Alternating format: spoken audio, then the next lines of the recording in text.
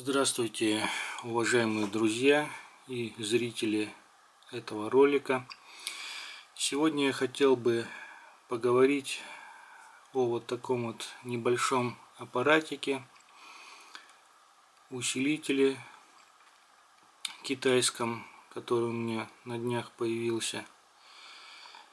И хотел бы коротко ответить на два главных вопроса, связанных с ним, которые задают люди в сети. Первый вопрос — это какой блок питания для него подходит лучше всего. И второе, как у этого усилителя с уровнем басов. Предупреждаю сразу, что я не собираюсь делать полный обзор на этот аппарат. Тут все довольно просто. Во-вторых, все описано в интернете уже. Его мощность 20 Вт заявленная. Считаю, что это вполне правдоподобно. Внутрь я не лазил, так как я не являюсь специалистом в области электроники. Ничего вам сказать в этом плане не могу. Давайте сразу отвечу на первый вопрос по поводу блока питания. В сети часто появляется такой вопрос. Я тоже занимался поиском данных. В инструкции, в инструкции, в описании в одном интернете, в единственном, заявлено, что штекер для блока питания здесь размером 2,1 мм. А мы знаем, что основные блоки питания 12 вольт 5 ампер, они идут со штекером 2,5 мм. И естественно возникает вопрос, а заработает ли он с этим штекером? В моем случае все запустилось сразу же и без проблем. Блок питания у нас идет самый обыкновенный, 12 вольт 5 ампер. Я купил самый покупаемый блок питания на Озоне, там же, где и покупал этот аппарат. Блок питания стоил около 550 рублей, 600. А вот этот аппаратик, он продавался со скидкой там в одном месте, около 1500 мне стоил. Это было неделю назад. И второй вопрос, по поводу басов. Я вам предлагаю самим послушать, хватает ли здесь басов. В моем случае это будут колонки от Panasonic, магнитолы топовой модели 90-х годов, с довольно большими, так сказать, динамиками низкочастотными. Примерная мощность их около 15 Вт, если мне память не изменяет. Сначала давайте включим радио. Я был приятно удивлен, когда, извините, сейчас поставлю камеру. Когда, я запустил радио на нем с такой вот маленькой антенкой, она буквально около 23 сантиметров, 20, может 5, не больше.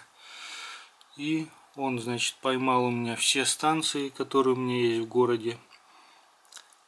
В довольно неплохом, так сказать, качестве. У меня есть с чем сравнить. У меня около 8 приемников, и большинство из них это первоклассные приемники, все волновые.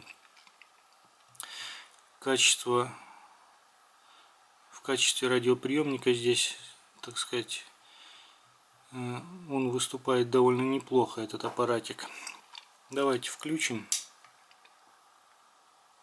У нас загорается вот такая надпись.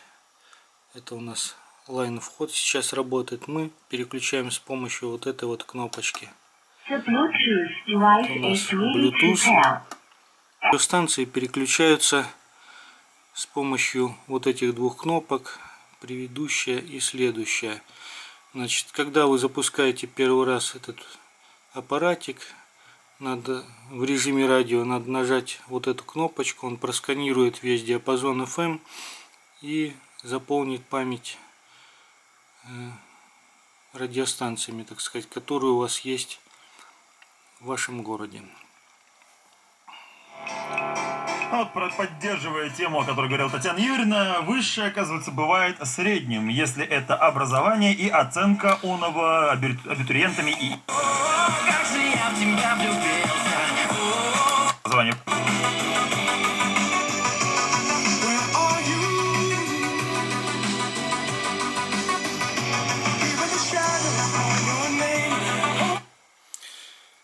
Ну вот так вот у нас звучит радио. Теперь предлагаю послушать что-нибудь интересное в плане басов. Вот, чтобы у вас не было вопросов. Басы здесь есть. Я вот выкрутил их на максимум. А высокие частоты, ну, примерно до середины тумблер. Громкости тут, ну, просто с запасом хватает. Я слушаю где-то даже на 1/4, на 1/3 от всей громкости.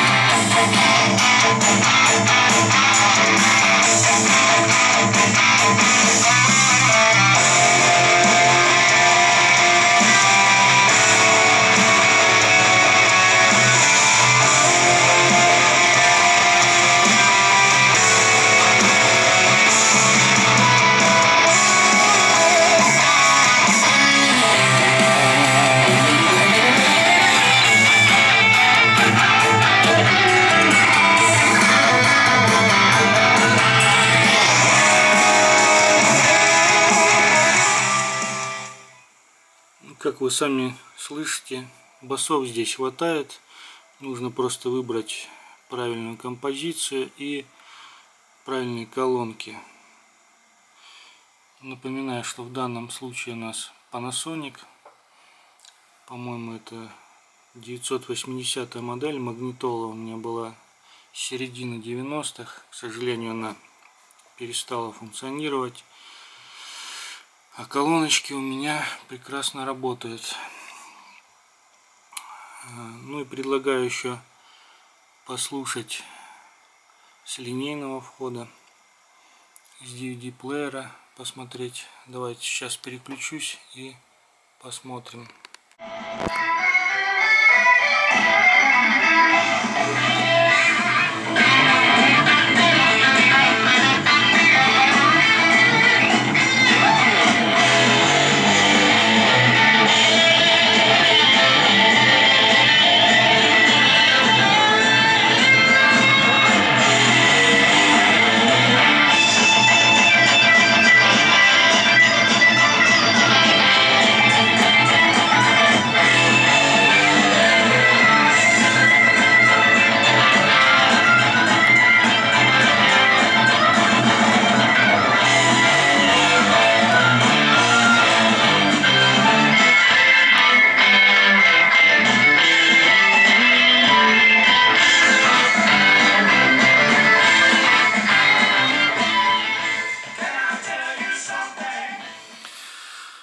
Ну вот, спасибо всем за внимание. Такой вот аппаратик. Однозначно рекомендую к покупке за свои деньги. У меня он выступает в качестве, так сказать, усилителя для колонок к телевизору. Я люблю посмотреть концерты на DVD с плеера. С карты памяти редко слушаю что-то сжатое. Хочется все-таки в хорошем качестве, как минимум CD послушать. Всем спасибо за внимание. До свидания.